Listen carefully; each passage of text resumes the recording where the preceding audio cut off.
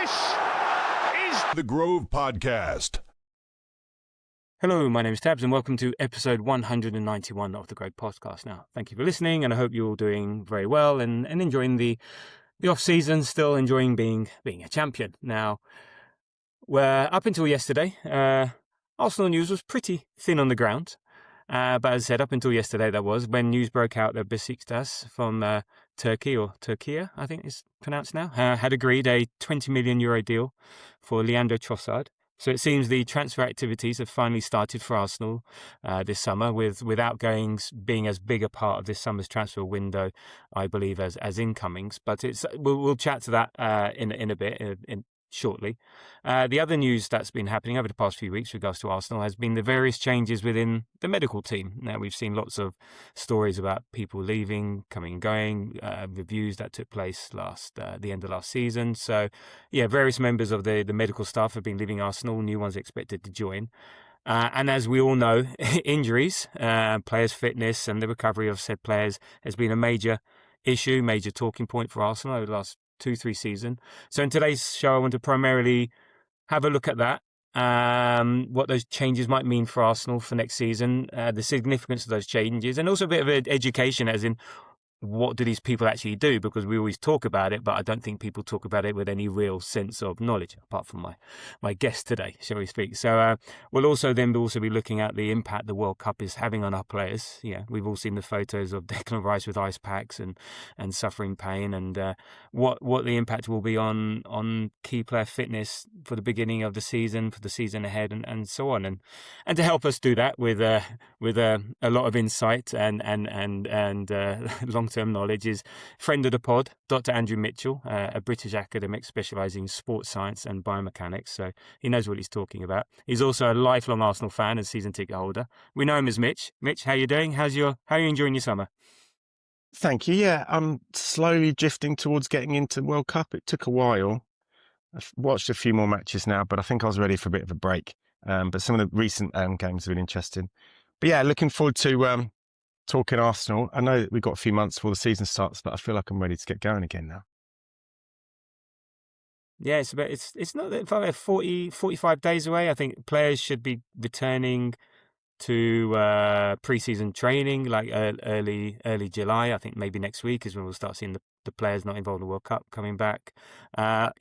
We kick off against City, I think, is it the 17th or 12th or something, mid-August, and our first pre-season friendly, I think, is 19th of July. So it's exactly. It's going to come around fast. I think it's once the World Cup finishes, I think the first pre-season game is like a week or so after that. But we will get to all of that.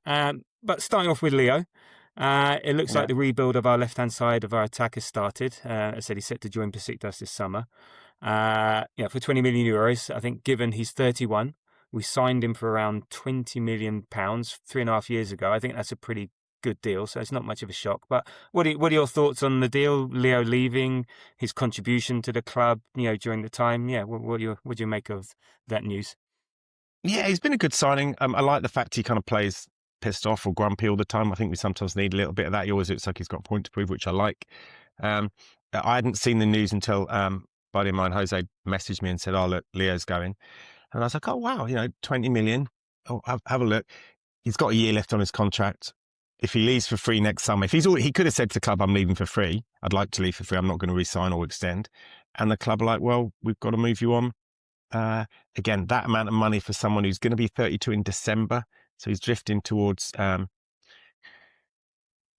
maybe getting to a point where physically it's a bit more of a challenge, playing the amount of games. I mean, last year, just quickly looking, he played in 50 games last year, started 32, excluding World Cup and Belgium and stuff like that. So I mean, he still seems to be in good shape. He kind of always keeps himself in good running order. But that amount of money, considering what, as you said, what we paid for him, getting it now, I mean, it clearly, to me, says that Gabby Martinelli's safe, I would think.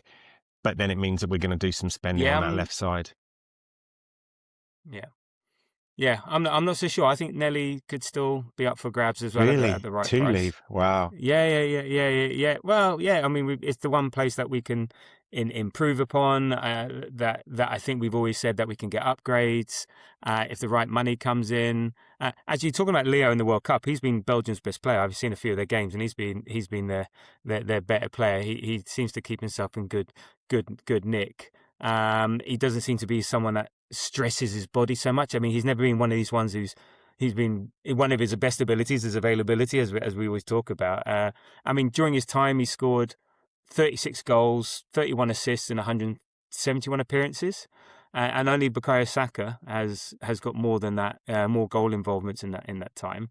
And many of those goals were clutch goals in big matches against important matches, important games. He was never a stat padder. He never seemed to be scoring the fourth of a goal or anything like that. He always seemed to be scoring an opening goal or a single goal in a 1-0 win, and none much bigger than that winning goal against West Ham United this season. So I think he'll go down as a bit of a club hero. He's also versatile, plays across the front three. You talked about his angry attitude, no bullshit attitude, very gifted, but wasn't a superstar.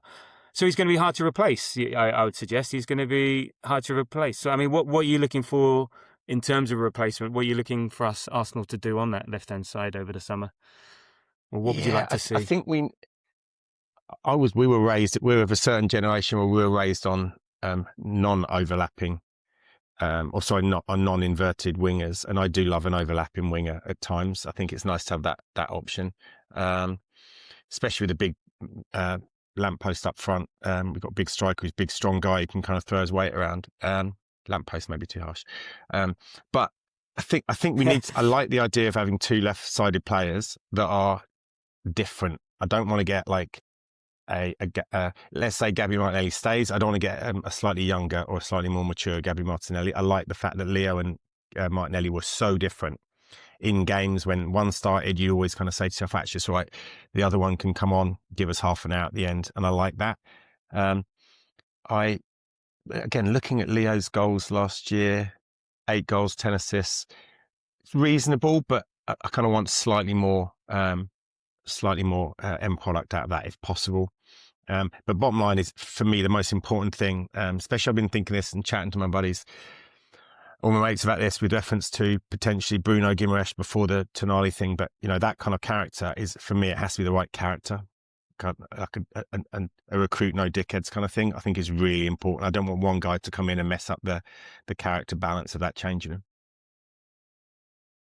Yeah, interesting. Actually, that's an interesting one about Bruno. I think he's one of these ones that, if he's our dickhead, he's maybe got more, I think, Granit Xhaka vibes. We don't like him because of the way Newcastle play and the way he gets away with stuff at Newcastle. But I think if he came to Arsenal, he'd really realise soon enough that he's not you're not allowed to play like that down south type stuff. But I think Bruno's, he's a quality player, and maybe this is part of, and we talked about it before earlier pods. This is part of Arteta's learning is how to manage not so nicey characters in the team, because sometimes you will have to get someone who's maybe a bit more selfish, a bit this. Yes, you can try and always think of the collective, but every now and then, sometimes you do need that, certain character, and then it's up to him how to manage that, how to integrate them into the team, and how to get them to buy in, and then have everyone else there. So we'll see. But look, the rumours are persisting around Morgan Rogers, Barkler,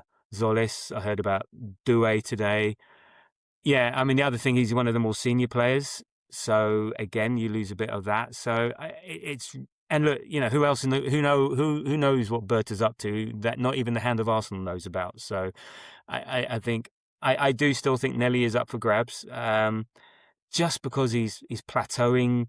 Okay, maybe you put him onto a lower salary, you tell him that you're just a squad player, and you give him a role. But yeah, I think if we really want to change things up, I think we just need to right. You've done your job. You've delivered. Now go, and we need to go up a level here. What that is, Vinny Junior, wouldn't it be great? Yeah. How much would you accept for Gabby Martinelli? How much do you think is appropriate, considering maybe 20 for Leo at 31, nearly 32? Gabby's 24. Yeah, you're looking in the 50s, aren't you? But who knows who knows? Because Morgan Rogers being touted for 130 million. is he really like 80 million better than, so say 50 for Gabby Martinelli? Is he really 80 million pound better? Is Barkley 80 million pound better? And these are numbers. You can't think like that, because it's what they deliver. It's what they deliver is the most important thing. So rather than are they worth it? So I don't know, but yeah, I'm in the. I can't see us selling him for more than 50, 60 type stuff, because I don't think anyone in the Premier League is going to buy him. So then you're looking at who's going to get him on the continent, and they don't pay stupid Premier League money. Well, what would you take for him? I'm probably in the same region as you. I think an amount of money that we won't hear for the next 10 years that we got screwed over and we can't sell properly. I think the problem with Arsenal is we've not been able to sell properly for a lot of sell well in fans' eyes, because we've waited until we didn't want the player anymore. And then you're trying to sell something that everyone knows you don't really want anyway. I think, when you've got a player that's just won the league, is 24, plays well for Brazil, comes on, scores for Brazil the other day. I think, it's probably as high as his value is ever going to be. I mean, and then there's still the rest of the World Cup for him to enhance that. So if you're going to do it, this would probably be this summer. But for me, you need to make sure you've got some good options on the chalkboard, as it were, to replace him and Leo. That'd be my worry, is to not have anyone come in and then leave it a little bit late, and then maybe do one of the last minute purchases in the last few days of the window where they're filling the slot. Yeah, I don't think that's us these days. I don't think we do that. You'd hope not. And then maybe you keep some players in reserve to match that. And then it's going to be interesting. And then also, as I said, we're going to get up to later. We need bodies at the beginning of the season. we need bodies. Anybody. But we need bodies at the beginning of the season, because we're not going to be playing our primary 11 until October at least. So we'll see. But as for Leo, look, he said, look, Arsenal will always feel like home to me. From the moment I arrived at this club, embraced me, believed in me, gave me some of the best moments of my career. If it's entirely up to me, I'd stay here for many more years. Unfortunately, football isn't always that simple, and sometimes decisions are made that are beyond the player's control. And so, like, he obviously loves the club. If he could stay, he would. But I think, as I said, this is all now part of being a club that sells at a better time, recoup some money, and then reinvest. So let's see how that goes. And look, he leaves a Premier League champion, and I think we wish him all the success. And I think he's a bit of a hero in a lot of fans' minds. So anyway, moving on. And before we move on, just a quick reminder, a quick favour: if you enjoyed the podcast, if you could spend a couple of minutes leaving a nice little 5-star rating and subscribe on the podcast apps, on the YouTube channel, on Apple and Spotify at The Grove AFC. We'd really appreciate it. It does helps grow the pod, helps with the listen numbers, etc., gets it into the ears of those less fortunate than yourself. So if you could do that, it takes 2 minutes and it's greatly appreciated, and we do notice. Right. Anyway, so on to the medical changes. So there's been a significant overhaul of Arsenal's medical and performance department, which we're assuming is a direct result of the review that was done by, I think it was medical expert Joaquin Acedo. So out has gone Dr. Zavir Iqbal, who was the head of sports medicine and performance. Out is Tom Allen, the club's head of sports science and performance. Out Sam Wilson, lead physical performance coach. And coming in are Arnaldo Abrantes, I think he's an ex-Olympic runner. He's replacing Iqbal, and incoming is a rehabilitation specialist, Eneko Angulo, come from Real Betis now. What I want to know is what are your thoughts on that whole review, but also to help educate us, what do these people actually do? We always hear the name. I said, we hear the medical team, and if someone's injured, it's their fault. If someone's not fit, it's their fault. If someone's not ready to play, it's their fault. What are a medical team doing? So I really want to understand, what is their role, their responsibilities, what decisions do they make, in what context, and then a bit like we were talking before the pod, where does Arteta fit into this? So over to you, Mitch. Yeah, so just as a coming clean at the beginning, I know some of these people, so I can, and there's some stuff I can say, some stuff I can't, but I can definitely go through. So Zaf, as the club doctor, just the first few things that people need to realise: he's not doing surgery on anyone, he's not treating anyone in that kind of context. Obviously, if Arsenal have a hamstring issue, they'll take that player to the best hamstring surgeon they can get hold of in the UK or sometimes abroad. similar to kind of orthopedic kind of bone type surgeries. They'll go to the best individual they can get. So Zaf led up the sports medicine kind of high performance team at Arsenal. I don't know if people actually know much about this, but he was at Liverpool for a number of years. He was at Crystal Palace. He was at Tottenham for a bit. So he's obviously improved since then. But yeah, he's very, very experienced. He's also done some stuff outside of football, done a little bit of work in cricket as well. So he's got kind of some different insights there. So he would have led up on the whole team. So you mentioned Tom. So Tom Allen, kind of responsible for things like the oversight of performance nutrition, kind of physiology support. And he's been, so Tom was at Arsenal, I think it's 2017 he joined. So he's been there a while and was promoted to lead that part of the department about 4 years ago. So he's, again, well established, been there a while. Sam Wilson was lead physical performance coach. And again, been with the club, to my knowledge, at least 12 years. And has been, again, very kind of close to Arteta and his team since he joined.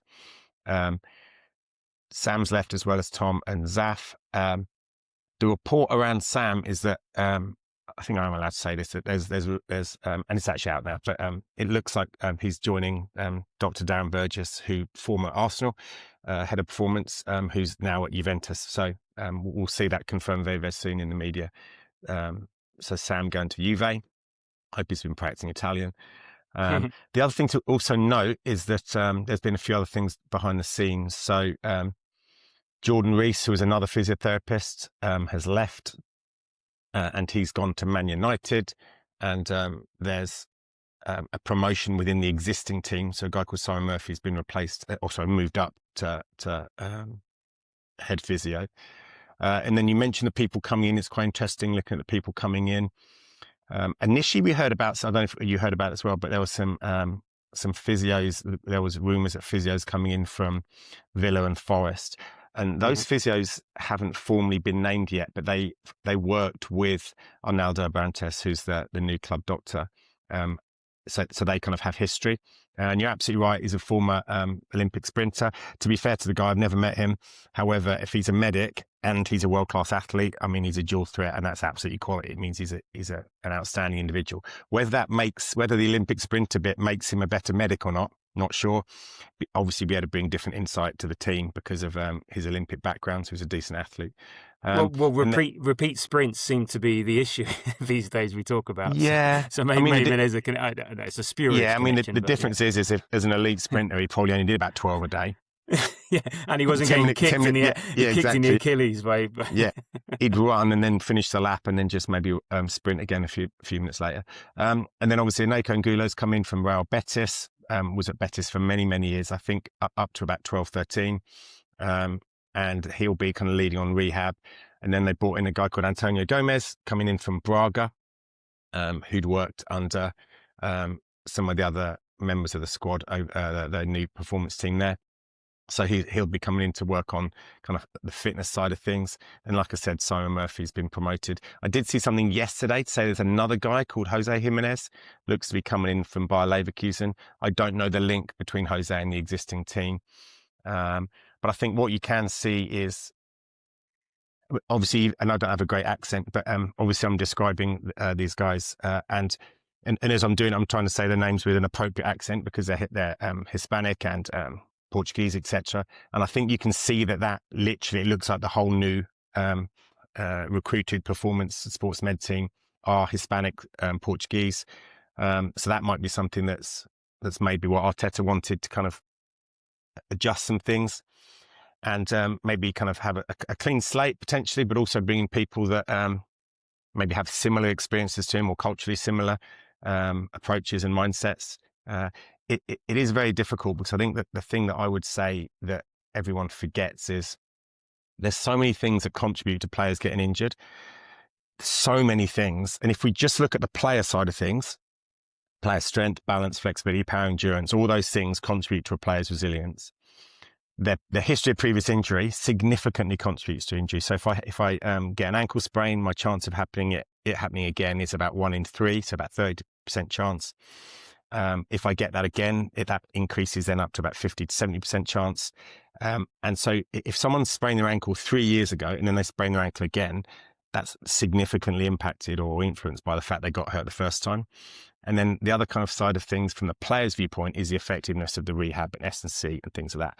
But the things that are out of the player's wheelhouse and out of the player's responsibility are the things that Mikel is responsible for. So I would say Mikel is responsible for total playing load with club. He can't control the country stuff.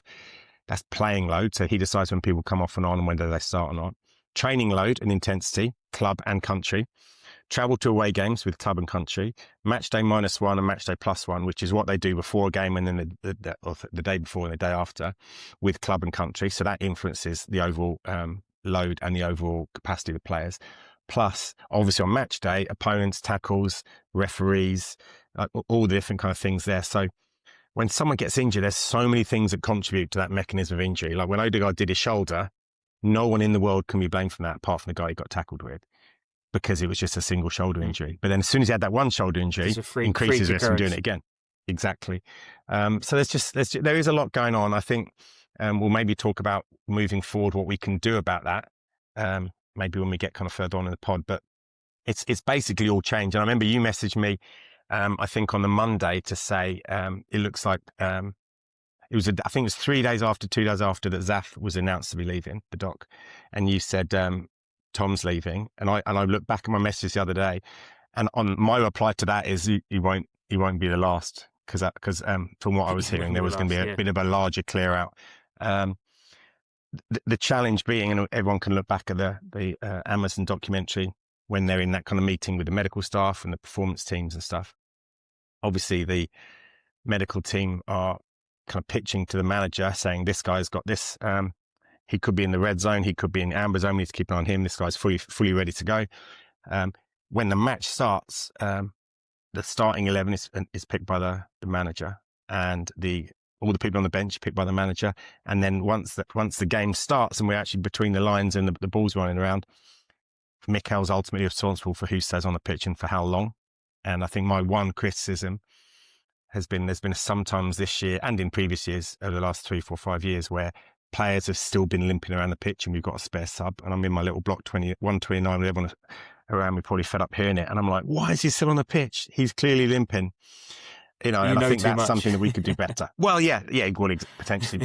But once someone's hurt and if you've got a spare sub, there's no point. There's no point because, and I always come back to that everyone says, Ben White, if you think back, remember there was that Newcastle game when everyone said he played with a grade 2 hamstring. That's fine. Yeah. But for the next 4 games, he couldn't play because he made it worse. So we need to weigh up needing him now and playing him or actually rotating and getting some other guys in there. So that's all on Arteta, and yeah, I guess at the end of the day he's the figurehead. It starts with him and ends with him and stuff like that. But just and so you could sort of see that, and he's trying to make his judgment. I mean, he's also talked about the best players in the world have to be used to playing often, playing frequently, playing regularly.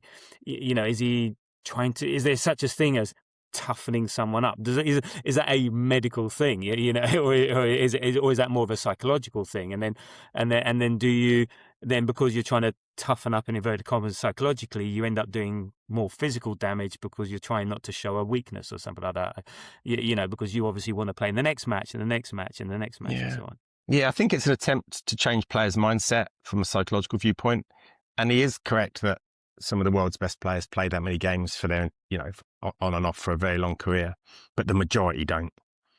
We don't want to be aiming at, for an example to that, just look at the numbers for the pod today. The player that played the most games for Arsenal this year is Martin Zubimendi, and he was the one that didn't play for the last month. So if he'd have carried on playing at the same level, I mean, he played in 57 games and we only played in 63. So there was only a few that he didn't kind of get involved with. So you kind of look at it, and I do get that elite players need to perform where and when it's possible, but there's also games where do you need to start Bukayo potentially in a seemingly less stress Champions League home game? Give him an hour off and maybe just play someone else. But But yes, I think, and the reason I raised Zubimendi is obviously those last few games of the season when Miles came in at Fulham and then Champions League semis and then the final.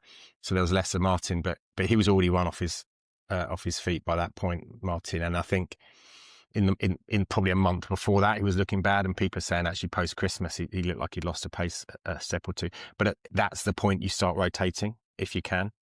And the good thing about Zubimendi is it didn't look like he actually got injured. He just ran out of puff, which is better than, that's going to have less long-term effect than actually him pulling a hamstring or a calf in it. Yeah, and there's always that thing, is a 70% lesser player, in inverted commas, versus, no, sorry, is a 100% lesser player better or worse than a 70% better player? And it's always a judgment, because again, managers are judged by results. We as fans would go, why didn't you play such and such? Why didn't you play such and such? When you're winning, player welfare is fine. When you're losing, not. But just back to the members of staff that we have. So we talked about a head of sports medicine and performance. Then we got a head of sports science performance. Then we got a physical performance coach. And I think Sam Wilson, is he the one that used to go with players to their international teams to make sure they didn't get screwed over or something like that? Was he the one that did that? I think he did some travel. I'd have to Google it, but I think he was him went to Ghana with that was the one TP5 I was thinking back, about. But what role do these play? So part of when we're say pre-season or during the season, what is it, the decisions that these players are making, or what information is that they're gathering, with regard to players' fitness, with regard to players' health, and telling Arteta? So what is their role? So again, we always talk about this blob of medical team, but what do they do? Again, what are the sort of examples of specific things that they do, that they influence? Yeah, so someone like Tom with his sports science role and would also have some nutrition oversight as well. So it's hydration during training from a nutrition viewpoint, gels during match day, gels at training, just to make sure people are topped up. But it would equally be liaising with the data analysis and the performance analysis teams to look at player data per game, and obviously in training as well. So number of sprints, peak sprints, as the game goes on. So there's loads of different ways you can look at the data. So let's say it's for me, are my maximal sprints in the 5th minute the same as my maximal sprint speeds at 60 minutes, 70 minutes, 80 minutes, 90 minutes, or do I fall off a cliff at 60, need to be subbed? So it's the kind of performance analysis and match analysis data that they'll do for those individuals. And they do that in game too. So I sit in block 129, and if you kind of look round to the left, in the upper tier behind Arteta, on the west side of the stadium, you can always see some more what we kind of call the pit crew, because they're obviously wearing very Arsenal specific merch. There's about 8 or 9 guys there that are sitting there looking at data. So they're looking at in-match data to kind of see if there's anything they need to relay down to the team. So Tom's everything come from a sports sciencey viewpoint with reference to like kind of physical performance, whereas so he'd be kind of a little bit more kind of data led, whereas Sam is going to be having a little bit more of a conversation around the physical aspects of training. And I mean, honestly, the detail the clubs go to, so they'll know they've got a 6-minute drill, and they'll know the heart rate intensity zones required for that drill, and they'll make the pitch or the size of the drill relevant, so they can get the guys working at a certain heart rate, certain intensity for a certain period of time. I mean, it's so controlled and so specific and like almost kind of to the point where you think, oh yeah, if they're really enjoying the drill, why can't we do it for a few more minutes? Like when the whistle goes, you're done. So I think, and also there's so many aspects to this as well. So just having someone with that kind of sports science kind of background, them watching training, sometimes they can just see things that haven't necessarily happened yet. And if you kind of work in a little bit of stuff I do, you can just see someone, even if I'm in a park run, I can tell which side someone's hamstrings hurt and if they're running behind them. Easy. I can tell them where they get back pain. If someone finishes a run and says, yeah, my back's killing me, I can say, yeah, because that shoulder's dropped, it's going to be that side, or things like that. So having those guys around is really, really helpful, because they really are constantly looking at the movements of athletes and the movements of their players, both in the gyms and outside. And let's not forget, this is also very gym-based roles these guys have and responsibilities. So they're working in the gym with the guys with reference to potentially rehab or return to sport if they're actually coming back from injury, or in season or pre-season. from an S&C viewpoint. And again, when Arsenal show the videos, I find it super interesting because you can actually look at what drills they're doing, and I can kind of say, wow, they're working on hip strength in the abduction movement, which is going out sideways. I can see Odegaard's doing some hip work. Oh, that's interesting. So each of those guys will have a very bespoke training program. It won't be one size fits all. It won't be bench press, lat pull down, and some leg press. The kind of classic, if you go to a PT in a gym, the kind of classic thing you get. And it'll be half of it about what they're trying to enhance, if they've got any weaknesses or inadequacies, or they're trying to protect the athlete. And another part of it will be kind of prehab. So once you've got once you had a proper hamstring injury, for the rest of your career, you'll be doing a little bit of hamstring work in addition to everyone else, just to try and keep the resilience up as well. But yeah, it's really interesting, and obviously Arteta's very performance analysis driven on that on the video. Do you remember there was a video of the day he arrived at Arsenal? We walked in and he was saying to people, he was asking about kind of cameras and how much we video training and stuff. So he's very much kind of open to that, and very much an advocate of that side of work. But yeah, so now we'll see it's a whole new team coming in. I mean, that's a significant transition, because there'll be a lot of really important relationships between the players and that performance team, and the medic and Zaf that won't be there now. So those new guys coming in are going to have to kind of gain the trust and the confidence of that whole new squad for them. Do you think it was needed? Do you think? I mean, yeah. Do you think this sort of thing was needed?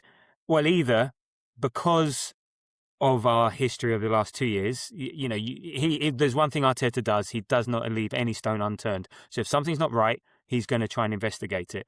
2, this is how high-performing teams stay high-performing, is that you also need to grow and change and just bring in new ideas, new people. How much of a change you do, this seems to be quite a big chunk of change. But also, was it needed? Because we got away with it this year, but last year we didn't, and it's a significant reason why we did what we did. So I think I think 2 years ago we had again, touching wood, we had a pretty good season for injuries, and it was kind of less than in previous years and around that time. And then last year we obviously struggled a lot. A lot of those guys started the season already injured, so we can't even blame last season for the fact that Jesus was still out, Ben still had issues, Kai was coming back. And I think the easiest, cheapest thing to do is to just replace the medical team or some significant characters and names within the medical team. The ironic thing is, if Arsenal have less injuries than normal next year, or we have more, it still might not be directly related to the medical team. Because so much else is going on. But you know what the binary conclusion is going to be. Exactly. That's what people say. If someone, God forbid, gets injured in week 1, they're going to go, oh, it wouldn't have happened on the last performance team. So, yeah, so it is very, very, it's very strange. However, I hope this team are confident enough to question Mikel, because he's a very, very strong character. And I wouldn't want them to come in and for them to take a few years to actually be able to stand up in those meetings and say, don't play Mitch because he's not ready. We've seen him in the drills and we've done some tests on him, and he's maybe got 20 minutes in him, but we don't think it's worth putting him on the bench because there's someone ahead of him who's in better shape. Like because I think that it looks like most of the people in the team, the staff team at Arsenal, are quite deferent to him. And I hope there's a few characters in there in the team coming in that would say, no, actually, I disagree with that, Mikel. We've seen this with this player. We're a little bit nervous about it. We'd like to hold him back for one more week. And I think that's what you need. In US sport, you have to kind of announce what the player's injury is, and you can kind of actually say, ready to play, injured, reserved. Well, actually kind of, you almost kind of rule them out kind of publicly. Whereas obviously with Mikel, he's kind of constantly playing games where the people are and aren't ready. But yeah, I think, and again, if Arsenal get the same amount of injuries or less injuries, it may not have anything to do with the medical team. However, I would hope that, and I think he's done reasonably well, Mikel, in learning from his mistakes in every year he's been at Arsenal. He's kind of began to become a little bit more flexible with certain things. I personally think he absolutely has to adjust the load where he can. So when you're going away to Brentford and Christian Norgard's fit, surely he can do half of that match or the last 20 minutes and then give Dec 20 minutes off. I think he needs to be sensible about that, because you don't want So Dec played, 4,500 minutes last year, plus the World Cup. And we'll get on to pre-season in a minute, but and then he's going to have a summer World Cup to throw onto that and then starting again next year. And I think you can just be a bit, especially with 5 subs, I think, if we ever have a spare sub unused, I'll be gutted because you can always give someone a rest. And I think that's what I'd like to see from Mikel this year, that even more rotation, because he rotated some players in and out quite well, the left backs, the right backs, just because of the injury and because of the niggles, and he was managing them. I don't think we did that as well in central midfield. Yeah, well, that's it, and that's where the squad depth comes into it, where you've got like-for-like options, what you want to do stylistically and stuff. But he does seem to have learned. It did seem like last year was a learning. So he definitely, like Saka, he was a lot more careful with. Havertz, we were a lot more careful with. Now, again, how much was that he was ready to play versus, no, we're just holding back one more week. But it's not easy because, managers want to win matches. You've got a championship to win. And I think you're right. I think last season we just need to get over the line. We'll do everything to get over the line. We'll deal with next season when we come to it. We just get over the line. But it is interesting that despite all of it, we've got all the experts, everything, and all the guidance. It's still down to Arteta at the end of the day. That has to make that final decision, and rightly so. It's like any. In a way, it's like it's like the CEO of Arsenal in a way, but in terms of the team, as in everyone feeds the CEO with information, but he ultimately makes the day because he's the ultimate responsible person dealing with it. So it sort of makes sense. Do you think there's an element of paralysis by analysis? Do we overthink things? Is there not an element of sometimes just let them play? I don't know, like maybe in training. Yeah, very interesting. Or the positivity side of stuff. Like as you said, are they enjoying that drill? So let them play for a couple more minutes, or is it still just too risky? Yeah, I think you have to take player choice out, and I would spend as much time as I could with the players at the beginning of the season, talking to them, giving them the Ben White example at Newcastle, and there'll be others that they'll know about that obviously haven't come out in the press about people playing hurt because they're brave and they're tough. Julian Timber potentially tearing his ACL in the first half of that game where he got hurt and then coming out and within 8-10 minutes then properly tearing it. And saying to players that you're not helping anyone by doing that. And I did see a little bit of that this year. I felt there was a few more players sits down and looks at the bench and says, I'm done, which I don't remember seeing as many of them last year, as if they've been told, look, if you've got a niggle, sit down, we'll take you off. We've got enough of a squad this year. We can rotate. And that's another learning I'd hope that the players continue to trust in and just say, look, I know you're athletes and they're the most competitive athletes in the world, but sit down if you're hurt. Because if you miss 6 weeks, you'll be way more pissed off than if you miss 10 minutes out of this game. And just asking them if they feel any kind of niggle. I mean, we had a few even in the warm-ups this year, didn't we? That just kind of pre-game warm-up and then like, actually, I'm not great. And that's why one of the games where MLS was meant to be midfield, wasn't it? But they slotted him back at left back. Yeah, that was Calafiori twice in the build-up. So that was Wigan in the FA Cup. Saka leads away. He came out and Calafiori in another game. Couldn't. But in a way, that's good that they're kind of saying I'm not ready. Yeah. But equally, my mate again sits next to me at Arsenal and he's like, surely they should be able to get through a warm-up without getting hurt. And I'm like, yeah, but this the thing is, are they so on edge? But I guess the warm-up is designed. Well, I don't know. What is the point of the warm-up? Is it to warm you for the game? It's not to test you for the game. It's to warm you up for the game. Yeah. I mean, the pre-match, the fitness test to see if you're ready to be on the bench or start would be done the day before. Very rarely they do it the morning of. Sometimes they'll do. So the warm-up is as much psychological as it is physiological, biomechanical. It's getting them doing those same movements, getting everything sharp, getting everyone feeling happy, positive. It's like I said, it's just as psychological. However, if the club think that someone won't make it through a warm-up, they wouldn't put them on the pitch. It's too much of a risk. So it might just be that in some cases they've said, we think you're okay. The player says, yeah, I'm fine. The player's reporting no pain or no discomfort. And then once the player starts running around at full power match day, like actually, this doesn't feel right. But you should never, if it's a Champions League final and you're about to end your career, I'm happy for you to play on a torn hamstring. But there's no point doing it. You know what I mean? If it's your last ever match. Yeah. But normally, a warm-up shouldn't injure a player. Sometimes it just stresses them. And it sounds crazy, but if a player got injured landing from a jump at a corner or in a tackle or running down the sideline, in the rehab and in the return to sport, we will absolutely replicate that exact mechanism. we won't try and hurt them, obviously. But if it's landing from a jump, I can't have a centre half who's not confident landing from a jump when we send him out on the pitch, because he's going to be doing a lot of it.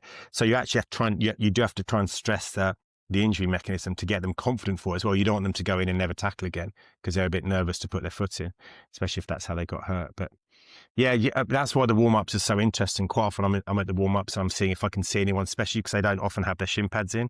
You can actually see who's taped, who might have a patella taping, or who's sometimes they'll have hamstrings taped up. But I'm not, I kind of see that as early as if I get into the stadium early enough, I'll always go down and have a look and see if there's anything obvious.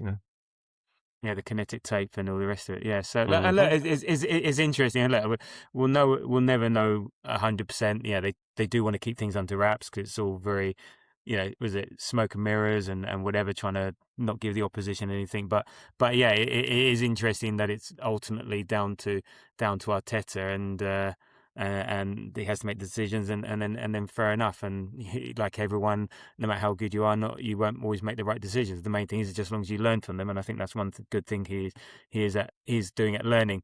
The one thing that we can't control is international duty, so things like World Cups.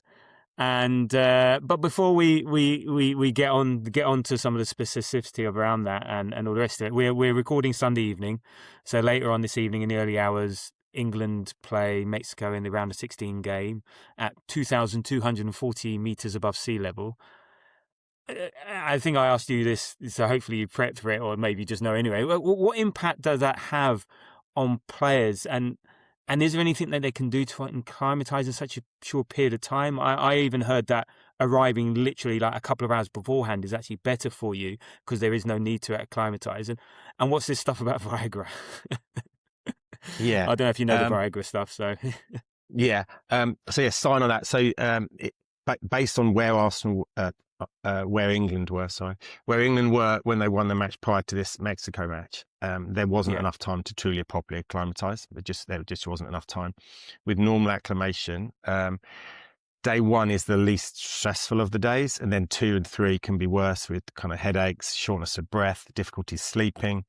And that's why, as you say, some clubs in certain sports, even kind of from an Olympic viewpoint, will fly the athletes in.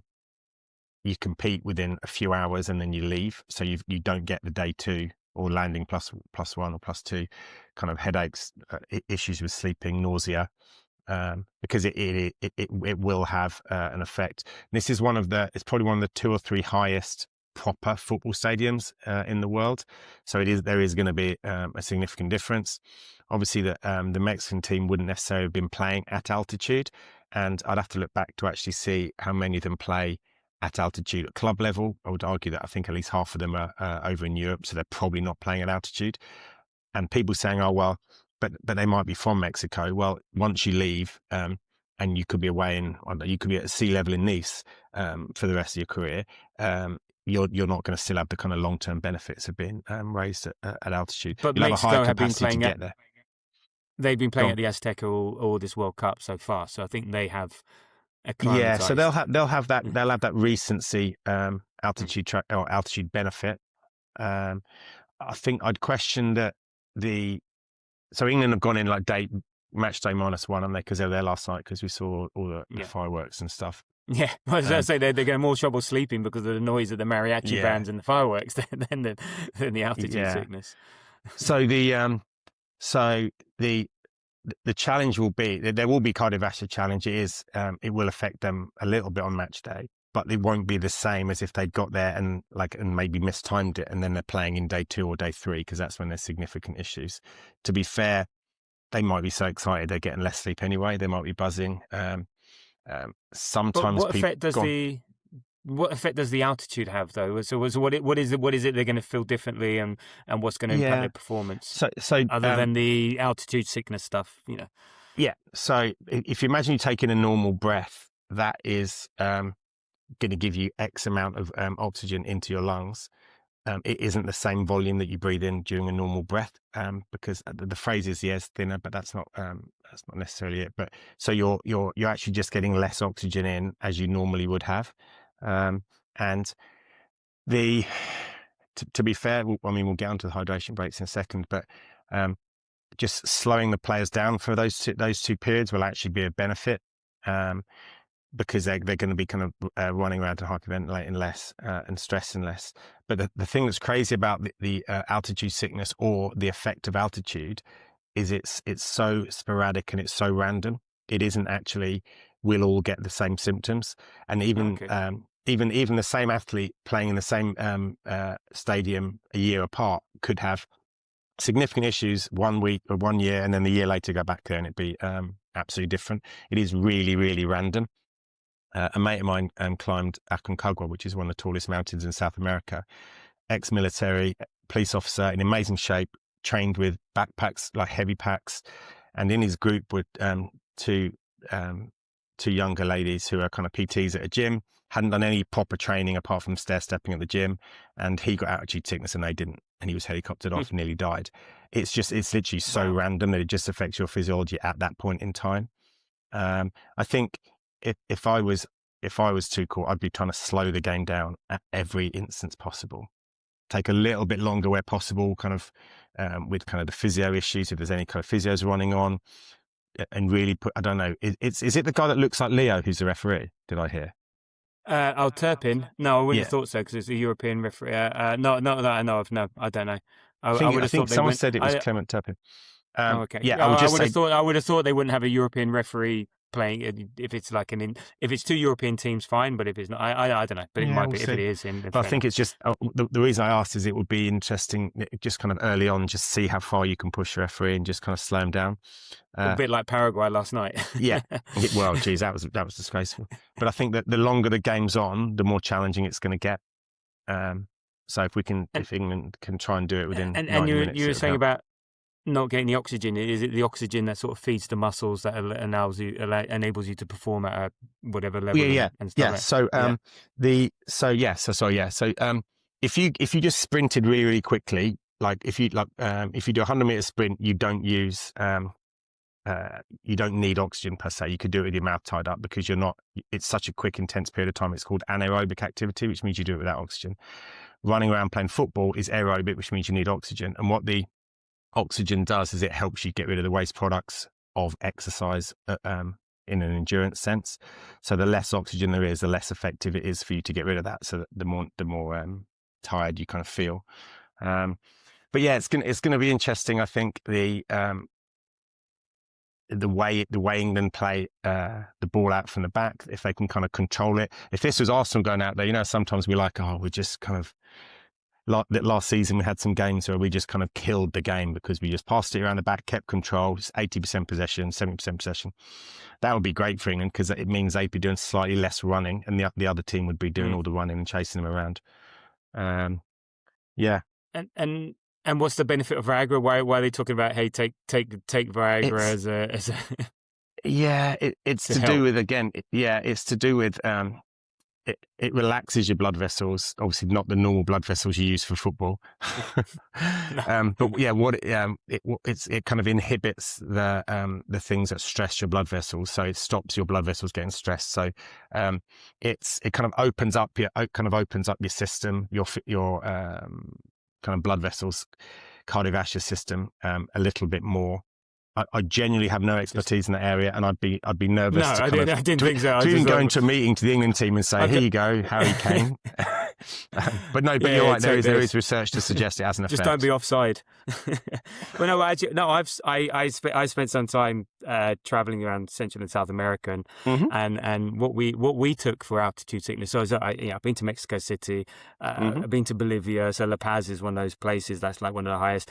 Did the Inca Trail and stuff like in Peru, and we were taking we were told to take coca leaves. Now, I'm not too sure that's allowed because obviously it is what cocaine to a certain extent is based on. But yeah, we would chew coca leaves, and apparently that was meant to be good for getting ready for altitude sickness, and that's what we would take. The other thing, actually, was really weird. I was cleaning up my office the other day, and I was going through some of my old diaries, travel diaries.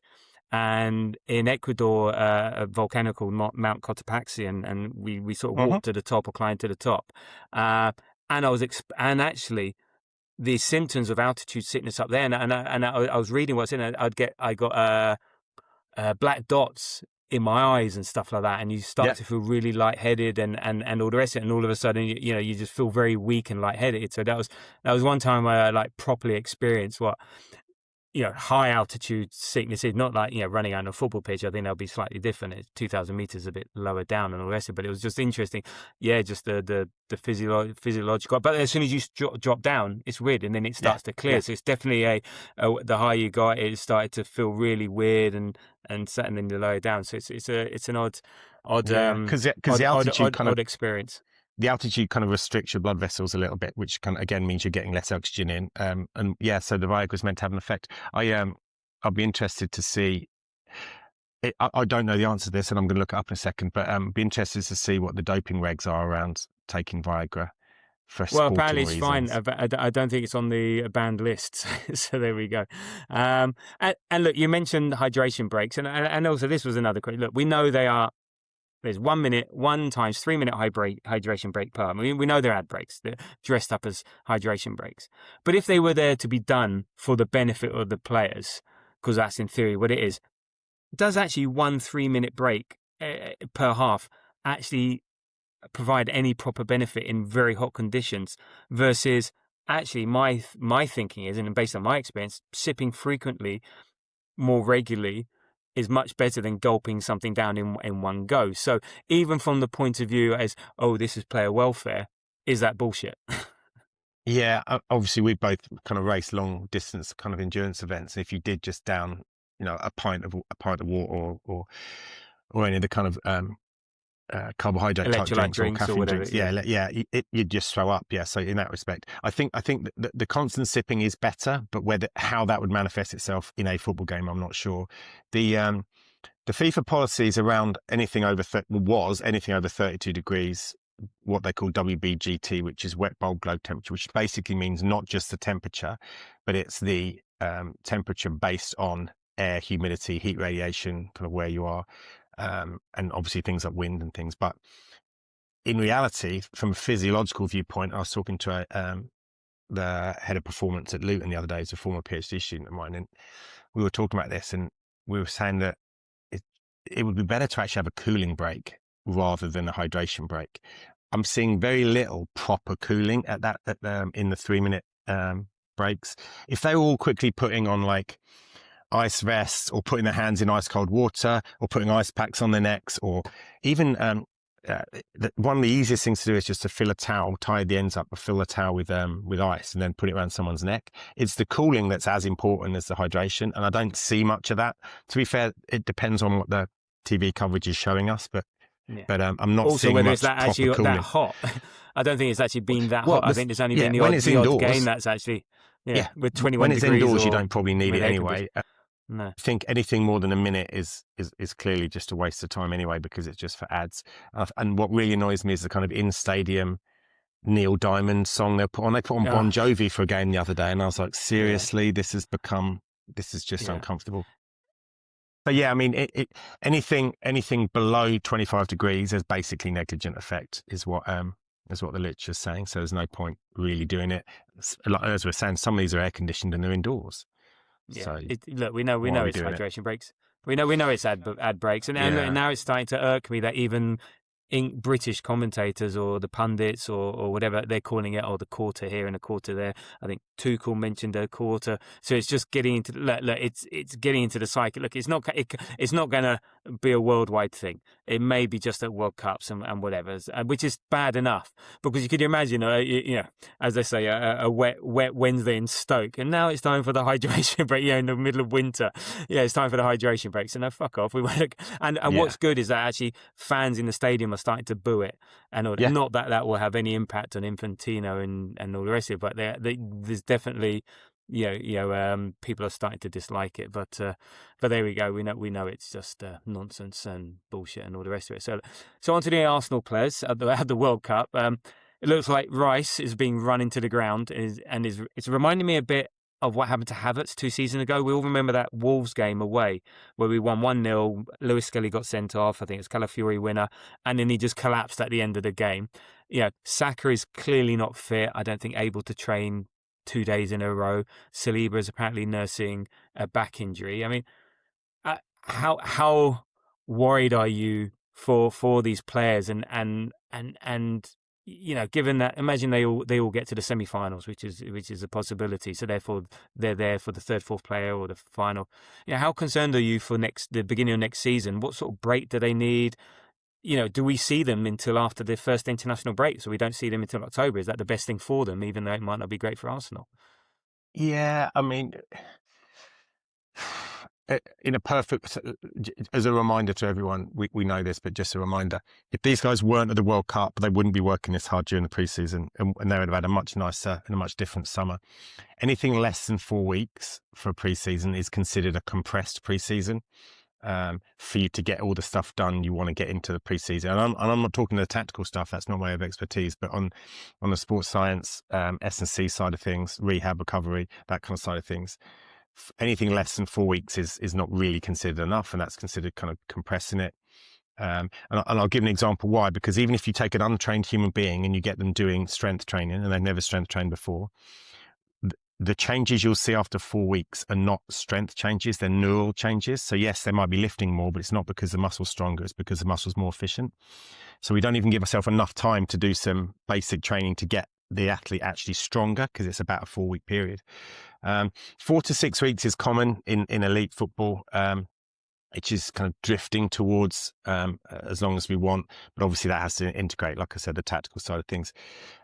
6 weeks is the kind of what most people refer to in the literature, kind of in the scientific research around this area. 6 weeks is kind of what we're aiming for, and that gives us a bit more chance to actually have improvements in cardiovascular fitness, so like aerobic fitness. And then 6 to 8 is really, really nice to be able to have that. They're only really aiming at between 14, 15, 16 hours a week. Some clubs maybe go slightly bigger than that. So it's only a few hours a day. It isn't, and obviously with days off potentially in there as well. So it could be some 2s and some 3s. But by the time you get to the end of the week, it's around 14 to 18. And that gives us a chance. That kind of 6 weeks is as good as we kind of really, really want. And that's kind of aerobic fitness. You can do some high speed running work. You can, so that high speed running is kind of multiple sprints. There's loads of different ways we can test kind of multiple sprint capacity. Then they'll slowly increase kind of maximal just short term sprint work. There's some strength and power stuff you can do there. And then obviously getting players linked into the with the club organising friendlies and behind the behind scenes and behind closed doors activities. In reality, the current debate in sports science it's not really whether pre-season should be this length or that length. It's actually, we've kind of come to the conclusion that no one's really having a proper off-season. Off-seasons don't really exist anymore. They used to. Players would literally be sent away from the club for 3-4 weeks. And in those days, kind of, I'm thinking back to kind of the Sol Campbell era, they weren't even given much advice as to what they were meant to be doing. And, quite often players would come back a little bit heavy because they sat on a beach in the Caribbean and just eating and drunk all the time. Because the players are basically playing too much football, they're not really having this off season. So in a perfect world, what we want is 2 to 4 weeks of genuine recovery. The athletes, like I keep saying when I'm watching the World Cup and the Arsenal players come on the screen, I'm like, I want him sat on a beach with his girlfriend or his family or his wife, enjoying himself and relaxing. And the minimum time at least is Wenger used to say 3 weeks. Then you just need 3 weeks of just no football, nothing. just mental, because as much of a mental break as it is physical break. But so on top of your 4 to 6 weeks, so say 4 weeks, that's 7 weeks between the last time you kick a football before you're ready to play proper football again. Yeah, and increasingly. So if we say 2 to 4 for genuine recovery, and then in a perfect world, 6 for pre-season, I would say that most Arsenal players and most professional football players who've got players at the World Cup that we have are not getting either of those season on season on season, which is a real concern. Again, the other thing we shouldn't forget about this Arsenal squad, as I was looking through the minutes again, played earlier, is this Arsenal squad. I think there was only 2 more matches that we could have played in that we didn't play in. And that was obviously the final. And I think if you look at, I don't want to get this wrong, but I believe Man United played 40 football games in total this year. They played. Yeah. We won more games than they played. Yeah, right. And that means there's 23 less changes of training because of match day -1, match day, travel around match day, staying in a different hotel again, even if they stay in a hotel when it's a home game. But the stress travel. and the change and the challenge of 23 additional games, but also it reduces the time the S&C team or the sports science team have to work on with the players to try and get them fit. I know in our notes we talked about the international break potentially being used. That only works if they're with us or they're hurt, because they wouldn't be with us otherwise, because so many of our squad are internationals. So there's just and obviously we saw the PSG numbers. Were both in Budapest, bless us, but the PSG numbers on some of the comparisons of Declan Rice, and then kind of on the other side of the screen, he's on like 3,500, 4,000, and then some of the PSG players were on like 1,000, 1,500, so less than half. Well, they even talk about this French. They even talk about this French team having far less minutes compared to like all the other teams that are playing, or if they were to face England at some point, or stuff like that. So there's even the whole. So it really all adds up. These guys are just, and they're kind of legging it. Even if they're not playing with their country, some of these countries say, if we say, I don't know. I think it happened with Jesus. Gabby Jesus is injured, and Brazil's like, yeah, that's fine. We're going to ship him to Brazil on a plane, and we're going to check if he's injured. Like, but we've sent you the scans, he's injured. What, like, and that's an additional flight, time zones, different countries, increased chance of getting sick because he sits next to someone who's got a cough on the plane. Like, all these different things that just add up. So Arsenal played like a 30% more football than Man United last year, which is just crazy.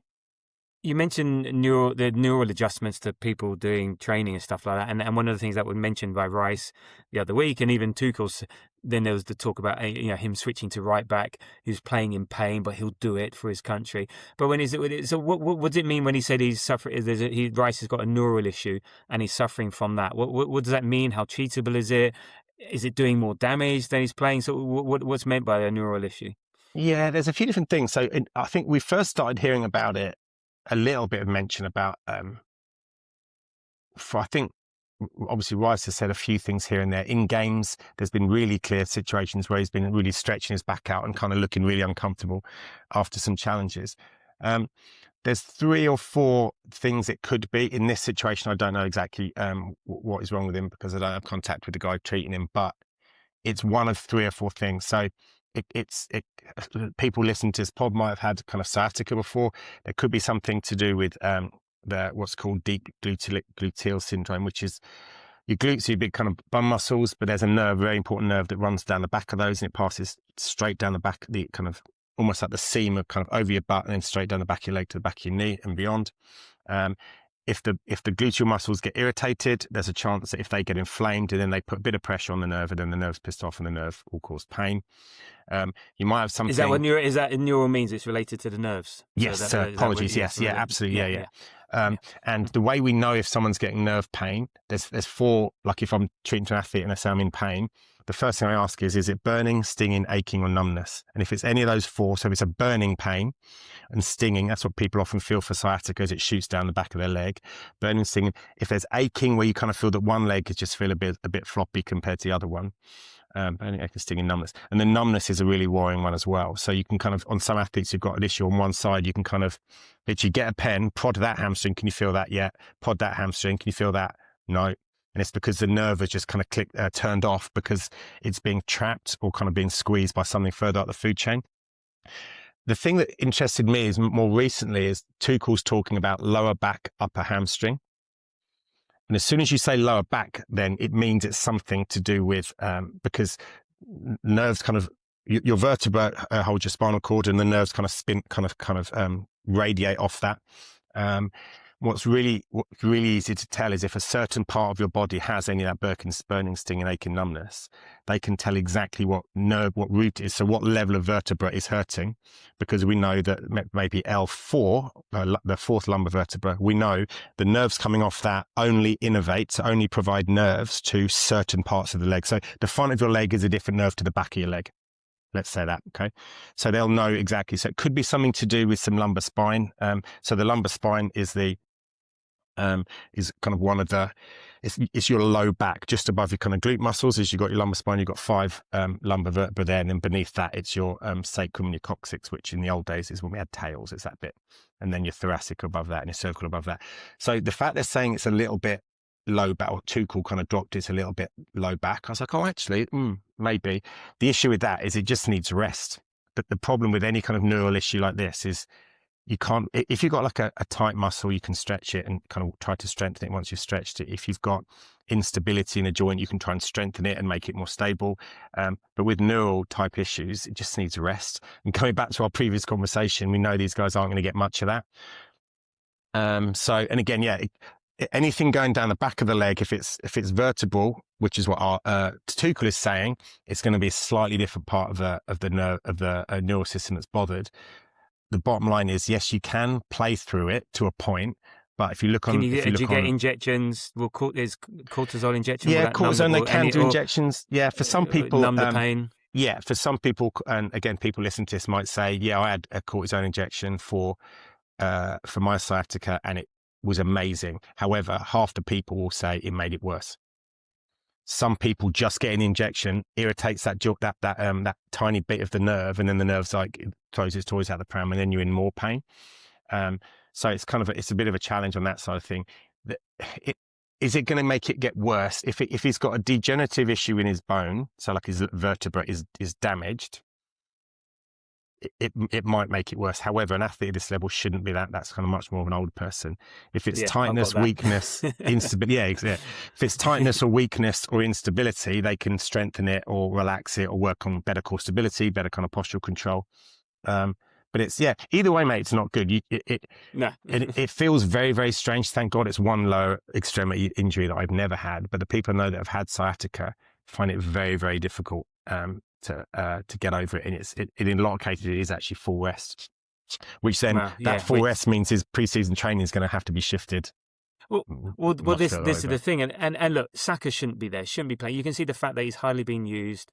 When he comes on, he's not full speed. He's not himself. I don't see the point in having him there. He's not even a talisman. This sort of thing.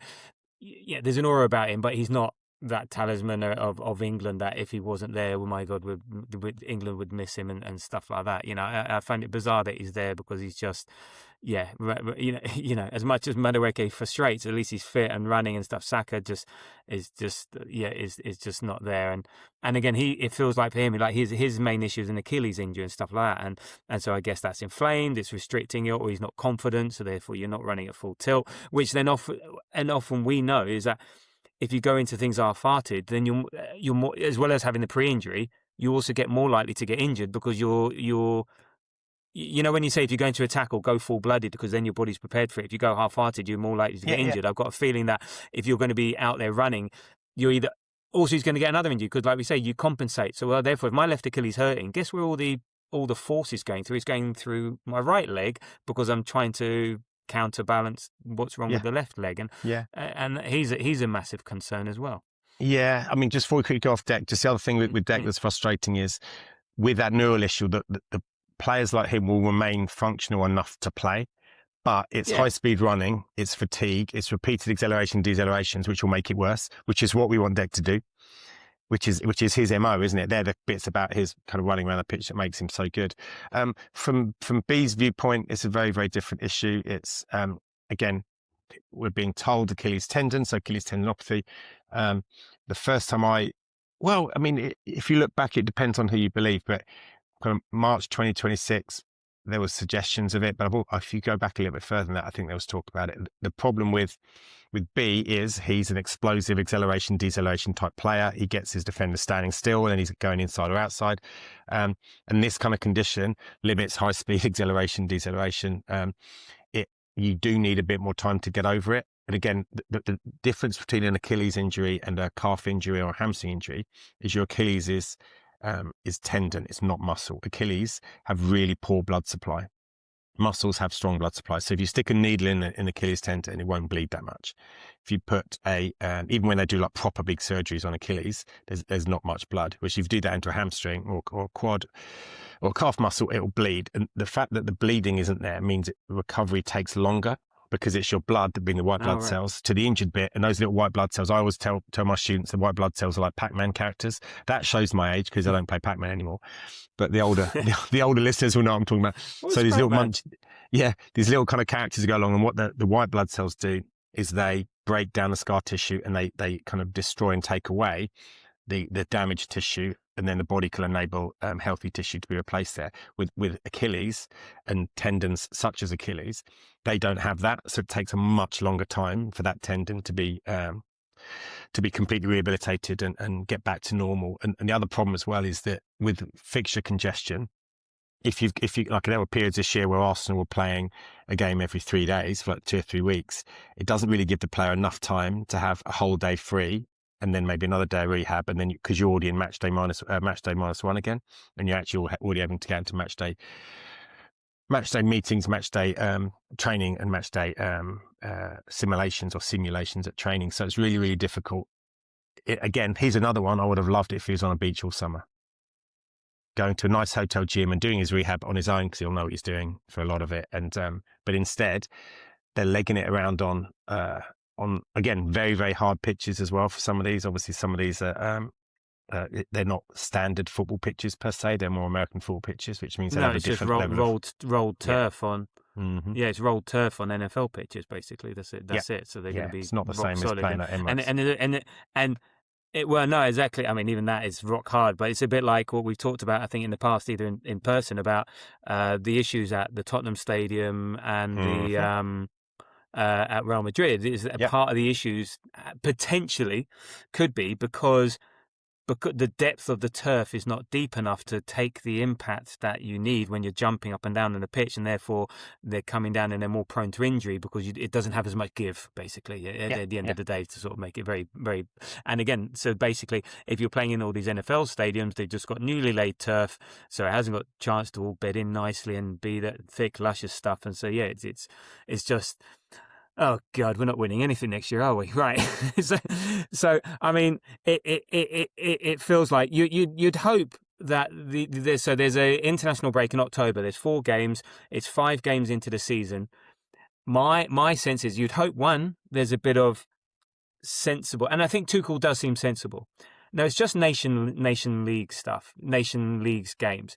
You'd hope that for certain players that were at the World Cup and all the rest of it, you think, right, I'm not going to call up Declan Rice. I'm not going to call up Bukayo Saka. I'm not going to call up these players who are obviously struggling. You'd hope. So my theory is that they'll come back. They'll have their minimum 3 weeks off. All right.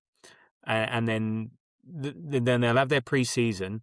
We may start to see them a little bit of substitution appearances, but they're not going to be at the Charity Shield. They're not going to be playing against Coventry. But then we've got Villa away, we've got Chelsea at home, big game, Sunderland away, which is sort of like, but I'd be happy not to see them until, well, I wouldn't be happy.